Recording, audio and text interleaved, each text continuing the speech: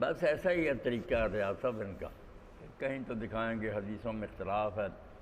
اب کچھ مدت سے یہ بھی چکر چلایا ہوا کہ چونکہ لوگوں کے ذہنوں میں صحابہ کرام کی عظمت ہے تو کہتے ہیں یار یہ حدیثوں کو مانیں تو اس سے تو ان کی بڑی مکروہ تصویر سامنے آتی ہے کہ وہ آپس میں لڑتے جھگڑتے تھے، لعنت کرتے تھے اس طریقہ سے نا، حالانکہ انہیں صحابہ سے کوئی ہمدردی نہیں۔ مقصد ہے حکومت کو اپنی میراث جو ہے نا رسول اللہ کی احادیث سے الگ کر دیا جائے، اس کے لیے یہ طریقہ کہ دکھایا جائے یار ان کو اگر مانیں گے۔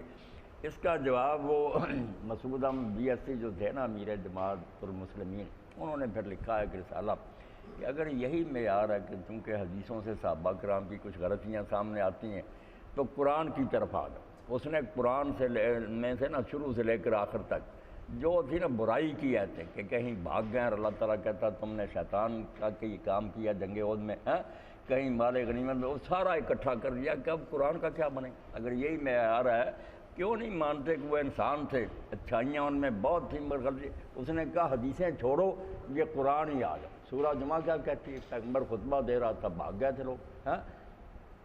یوم حنین میں کیا ہوا تھا؟ اللہ کہتا تمہیں جگہ نہیں ملتی تھی، نبی کو تنہا چھوڑ کر بھاگ گئے۔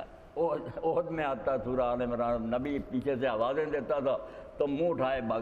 پران میں سے اس نے بہت اچھا کیا، اس نے کہا اگر یہ ہے نا بات کہ حدیثوں سے کچھ غلطیاں سامنے آتی ہیں تو قرآن کی طرف آ جاؤ نا، پھر تو قرآن بھی چھوڑنا پڑے